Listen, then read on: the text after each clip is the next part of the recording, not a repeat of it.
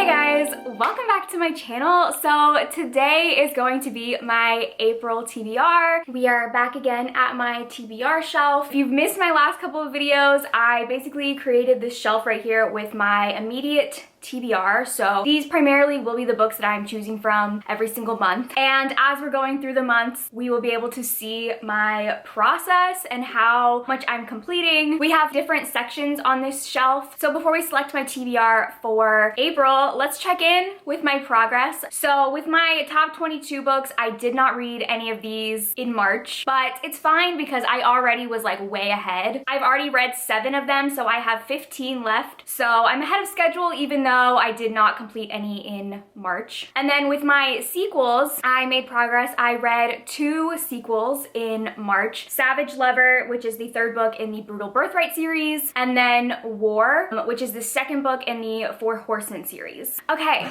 Now, to pick my TBR, as you guys know, I have this TBR jar where I have tons of challenges and prompts in here that I use to select my books. So we are going to start selecting the first, hang on, let me put my ring on the other finger so it doesn't make noise. Okay, the first challenge is this one, which is a book with the same vibe as your favorite song. Okay, so I don't really have like favorite songs. I just have songs that I'm obsessed with at the moment. So let me go into my Spotify and see what I've been playing recently. Ooh, okay. I've been obsessed with the song Boyfriend by Dove Cameron. It is like the Sapphic bi lesbian girl anthem. It's so good. The chorus in it goes like, I could be a better boyfriend than him. I could do the shit that he never did. I guess that means I have to pick a Sapphic book. Okay, I actually don't know if I have that many Sapphic books up here. This one might be, but I'm not 100% sure. This one might be, but again, I'm not sure. Ooh, I know for a fact that this one is, and this is an arc that comes out this month. So that's our top contender. I don't think any of those are. To my knowledge, this is the only Sapphic book on the shelf. It is My Dearest Darkest by Kayla Cottingham. So this is a Sapphic YA horror that sounds so amazing and like something that I would love. It says it's Wilder Girls meets The Craft. It's about these 2 girls who go to this boarding school. They accidentally summon a creature of immense power in the depths of the school. It promises to grant every desire the girls have kept locked away in their insecure hearts, but for a terrible price. Human body parts. As the cost of their wanting becomes more deadly, they must learn to work together and stop the horror they've unleashed. They have to sacrifice human body parts to this monster in order for it to grant their wishes and their desires.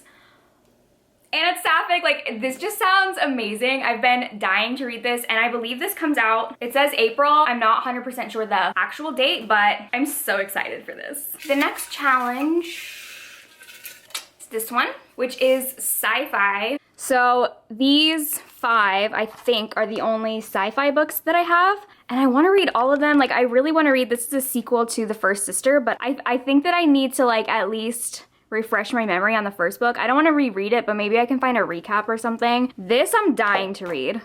And then, yeah, okay, let's just pick this. So, Dead Silence by S.A. Barnes. This was one of my most anticipated books of this year. It is a sci-fi horror, and you guys know how much I love sci-fi horror, and it's been a while since I read one that I really loved. This is about a woman whose job is to pick up distress signals and go and like investigate it, and she gets this distress signal, goes to see what is wrong, and finds this ship called the Aurora, which is also known as the Ghost Ship because it is a luxury spaceship that vanished 20 years ago and no one had seen or heard from again. And it says, what she finds there is shocking. Whispers in the dark, flickers of movement, messages scrawled in blood. Claire must fight to hold on to her sanity and find out what really happened before she and her crew meet the same ghastly fate. This just sounds so good. I cannot wait to read this and I feel like this is gonna be the perfect time. All right, the next challenge is this one. A title with 5 words. 1, 2, 3, 4, 5. Perfect. 1, 2, nope, 4. 1, 2, 3, 4, 5. 1, 2, 3, 4, 5. 1, 2, 3, 4, nope. No, no, no, no, no, no. 1, 2, 3, 4, 5. 1, 2, 3, 4, 5. Okay. So these are all the ones that I found that have 5 words in them. The Wolf and the Woodsman, Welcome to the Dark Side, King of Battle and Blood, My Heart is a Chainsaw, and then In the Garden of Spite. Ooh, this book like matches my entire aesthetic today.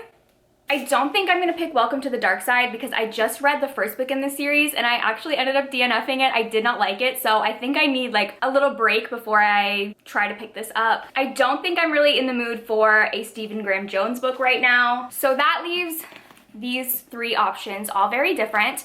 But I actually think that I'm leaning towards The Wolf and the Woodsman by Ava Reed. So this is an adult fantasy book that I think has a lot of like romance vibes to it. It says that it follows a young pagan woman with hidden powers and a one-eyed captain of the Woodsmen as they form an unlikely alliance. And I just heard exceptional things about this book. I feel like the people who love this book are so like loud and vocal and passionate about how much they love it. And it's been a while since I read like an actual like fantasy book. I'm very much in the mood for one right now. See, next challenge is, let's do the one that's popping out at me. Blood on the cover. Okay, I don't know how many of these are gonna have blood on the cover. Ooh, I can think of one on my main shelves, but let me look here first. This blood, I can't tell if that, I don't think it's blood. Ooh, this one might. No. It kind of looks like there's like blood spatter, but I don't know if that's enough to count. Ooh, there might be, oh. I thought there might be blood on the knife, but there isn't. Oh my god, wait, I just realized in the knife's reflection you can see her, but up here you can see a man. I've never noticed that. Oh, that's cool. Okay, blood, blood, blood, blood. Nope. Maybe one of these. Maybe, ooh, this one? Is that blood? No, those are roses. Okay, so none of these books have blood like on the cover, but 2 of these books have blood in the title. So, choices. Okay, we have King of Battle and Blood or Bloody Heart. This is a fantasy vampire romance that I've heard mixed things about, but people have told me that if I go into this with low expectations, I will probably enjoy it because it's really fun.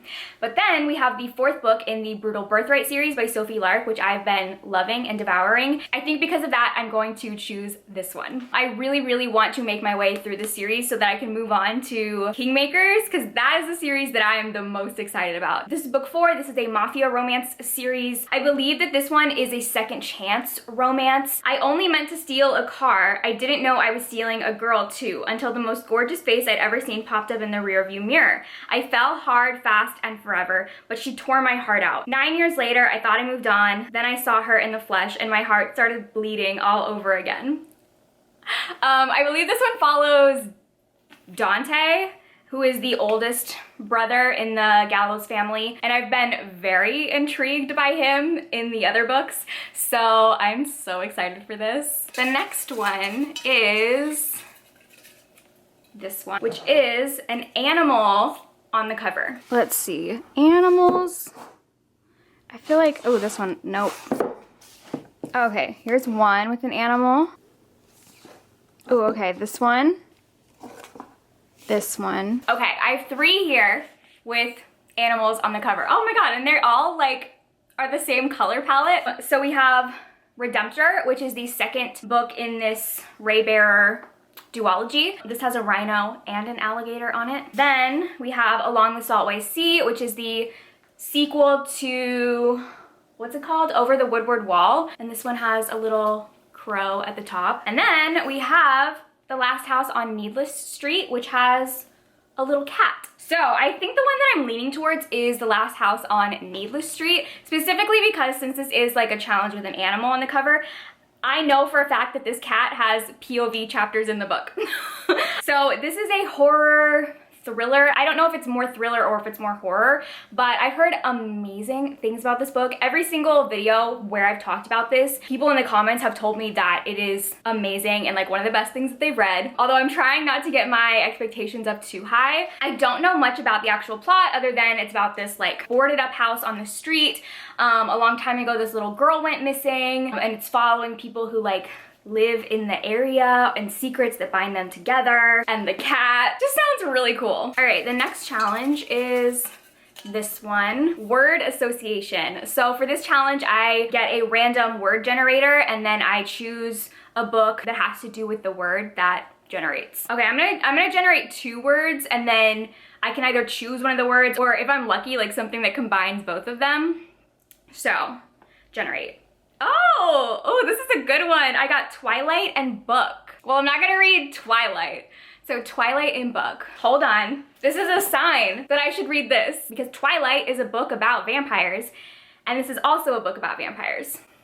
I feel like a lot of the challenges were kind of pushing me to read this book, so I guess that's a sign. So yeah, like I said, I've been told to go into this with low expectations and that it'll be fun. This is a fantasy romance about vampires. I believe the main character hates vampires, and she is like married off to the vampire king to end a feud, but she's actually trying to kill him, and she actually attempts to kill him, but he catches her and stops her and threatens that if she ever tries again to kill him, he's not going to kill her. He's gonna turn her into a vampire, which is like her worst nightmare. She'd rather die. So I mean, it sounds really good, but again, I will lower my expectations, and hopefully then I will really enjoy this. Next challenge is most recent purchase. So my most recent purchase is Ruthless Creatures by J.T. Geisinger. This is, I think, a mafia romance, and I believe it's one where he is sent to kill the main character. It says that her fiance disappeared 5 years ago, and now a mysterious stranger moves in next door to her, but he's here to collect an unpaid debt from her fiance, and that debt is the main character. And I've heard amazing things about this. I actually just recently posted a romance recommendation with the touch her and you die trope, and a lot of people in the comments told me that I need to read this, or I need to read this series. Very excited for that one. Okay, let's pick one more challenge. I feel like I've picked a lot of books. This one is a book with a map in it. Okay, let me go through and see which ones have maps. Okay, very surprisingly, I did not expect this book to have a map, but it's Scarred by Emily McIntyre. This is the second book in the, what is the series called? The first one was Hooked. This one, Never After series. And this is like loosely a Lion King retelling with Scar. It's dark romance, and it has a map. Very surprisingly. I would not expect this book to have a map in it.